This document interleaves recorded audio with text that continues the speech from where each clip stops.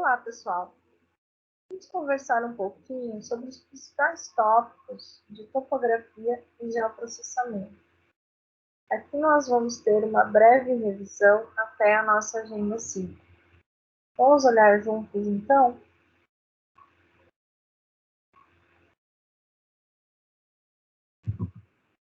Topografia para você. Topografia é a ciência que estuda as características naturais e artificiais da superfície de um terreno. O objetivo é coletar dados, informações, que ajudam em áreas como construção civil, sistema viário, mineração, indústria, entre outros. Alguns conceitos vão auxiliar melhor nesse entendimento. Quais são eles? Planimetria. O que é a planimetria? Ela estuda os procedimentos, os métodos, os instrumentos de medida de ângulos, distâncias, considerando um plano horizontal. Então, planimetria vem de plano. Nesse plano horizontal, conforme o exemplo abaixo, você vê várias informações. Algumas em tons vermelhos, que seriam as áreas de níveis em ângulos. Você consegue tirar algumas distâncias, algumas unidades de medida também, dependendo do software. Então, aqui você tem várias informações através dessa planimetria. Outro procedimento é altimetria. Alt, lembra altura. Sendo altura, lembra verticalidade. Ela estuda os procedimentos, métodos, instrumentos das distâncias verticais ou diferenças de níveis e ângulos verticais também. Para isso, o topógrafo utiliza o nivelamento. Então, aqui no exemplo, a gente tem um gráfico representando a altura desses principais picos, certo? E as distâncias no eixo da abscissa são as distâncias entre eles. Então, todas as referências de altura você consegue através da altimetria.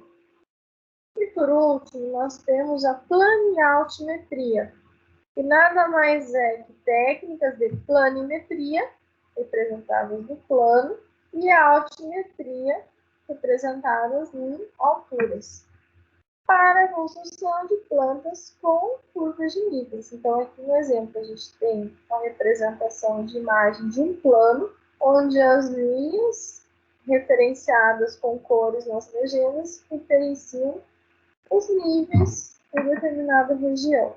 Então, esse fato é considerado de plano em altimetria. Aqui nós temos alguns equipamentos topográficos que auxiliam na obtenção desses dados. Quais são eles?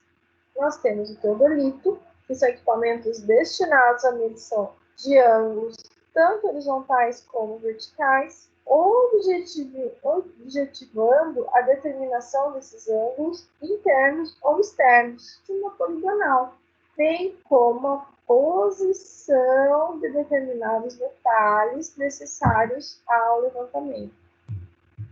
Então, aqui nós temos um exemplo de teodolito eletrônico, que é muito usado em obras.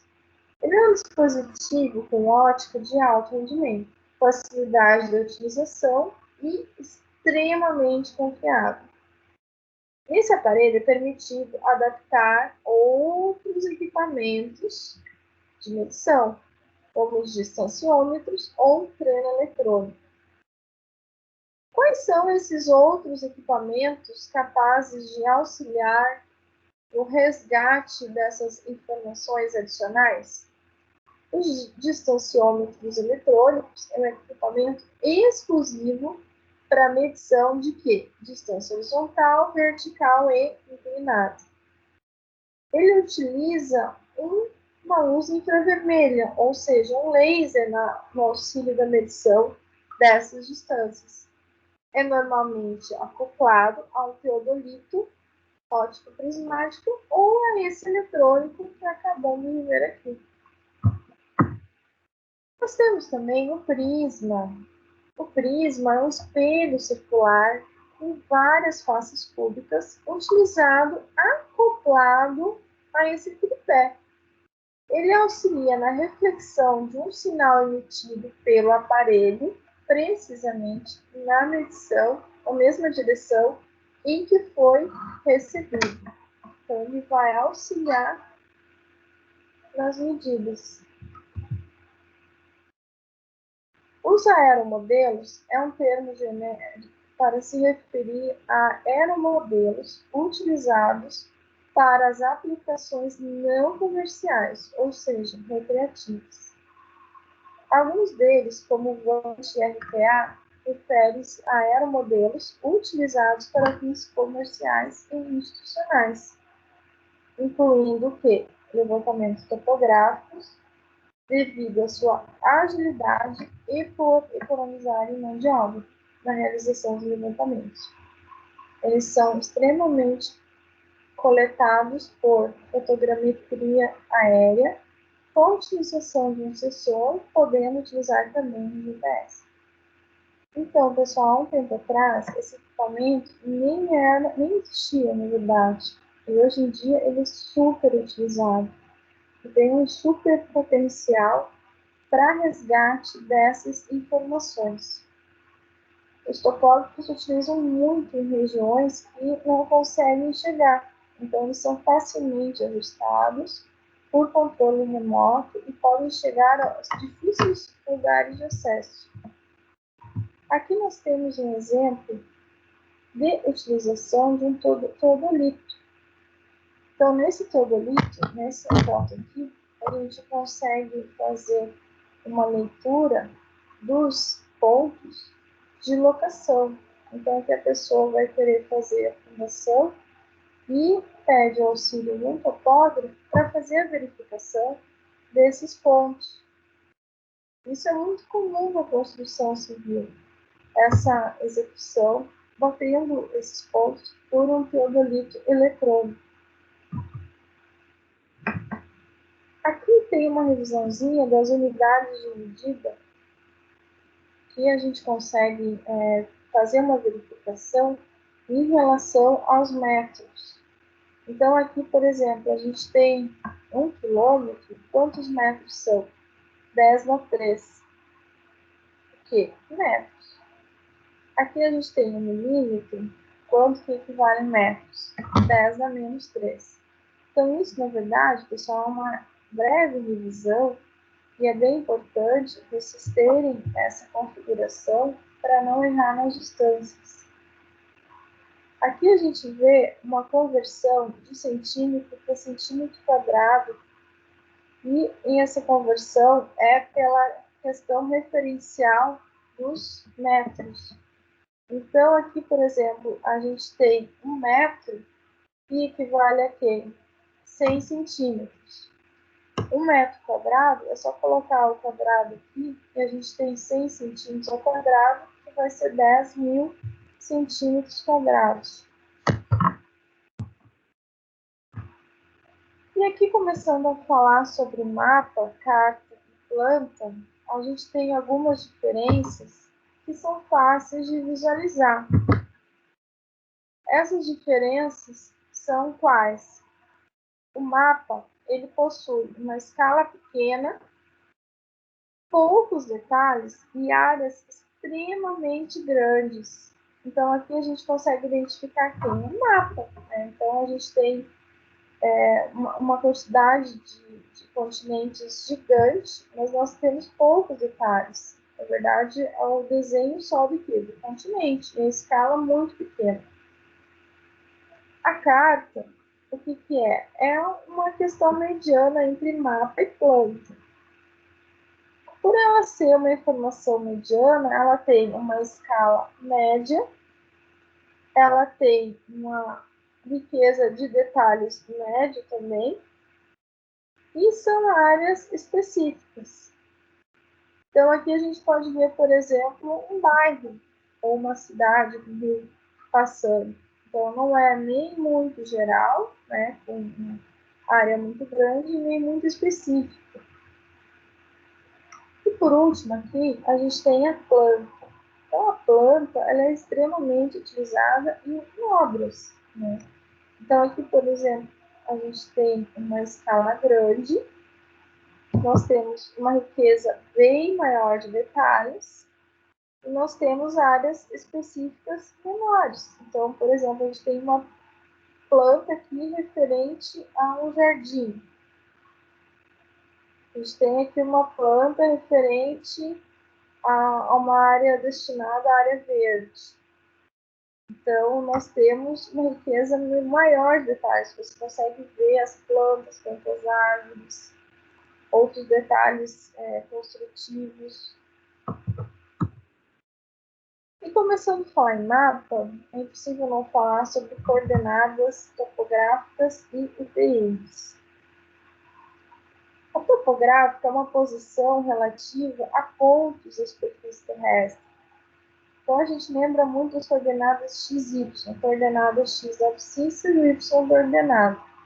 Sendo coordenadas pontos x, y, a gente lembra quem? Latitude é a medida vertical, ou seja, y, e longitude é a medida x, ou seja, a abscissa. Com isso, a gente tem noção, então, do que são as coordenadas topográficas, referenciadas pela latitude e longitude.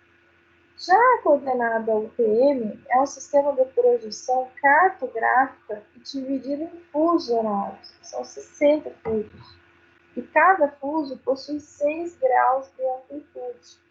Cada fuso tem 6 graus de diferença entre eles. Isso é referenciado, então, pelo sistema característico de coordenadas UTM. Aqui nós temos vários tipos de projeção. Essas projeções elas foram desenvolvidas para auxiliar, para dar uma solução melhor às referências de imagem do globo terrestre. Aqui nós temos uma bem antiga, que é a projeção de Mercator. Essa projeção, os meridianos e os paralelos são linhas retas, e elas acabam se cortando em ângulos retos também. Então, é uma representação diferenciada. Aqui nessa outra projeção, é a projeção do Peter. Ela é muito utilizada e ela é datada em 1953. O que acontece? A sua base também é cilíndrica, determinada uma distribuição de paralelos com intervalos decrescentes, desde o Equador até os polos. Então, ela vai diminuindo a distância dos paralelos até os polos. Acaba distorcendo um pouquinho a configuração dos continentes. A projeção ortográfica, que é essa primeira aqui, ela nos apresenta um hemisfério como se víssemos a grande distância. Os paralelos, eles mantêm seu paralelismo e os meridianos que passam pelos polos como ocorre na esfera. Então, ele já tem uma concepção mais esférica. E as terras próximas ao Equador aparecem com forma e área correta, mas os polos apresentam grandes deformações. A projeção de Wood, que também é chamada de Moore-Wide, é uma projeção descontínua e tenta eliminar várias regiões oceânicas. Ela coloca os meridianos centrais, correspondendo aos meridianos quase centrais dos continentes. Só que ela tem várias áreas oceânicas ali. A projeção cônica já lembra a questão do cone. Então, os meridianos, todos esses meridianos, eles estão convergindo para os polos e acabam acontecendo figuras concêntricas. A projeção de Moore-Wide, o que acontece? Todos os paralelos são linhas retas e os meridianos, linhas curvas. Então, acaba dando também nas extremidades algumas distorções. E quase por último aqui, a gente tem a projeção de Roosevelt, que ela tem o seu contorno elipsoidal, que faz referência à forma aproximada da Terra, que tem um ligeiro achatamento nos polos. E, por fim, a projeção azimutal equidistante polar. Essa projeção ela tem os polos em sua porção central, e as maiores deformações estão nas áreas periféricas. Bons estudos, fique atento e até a próxima.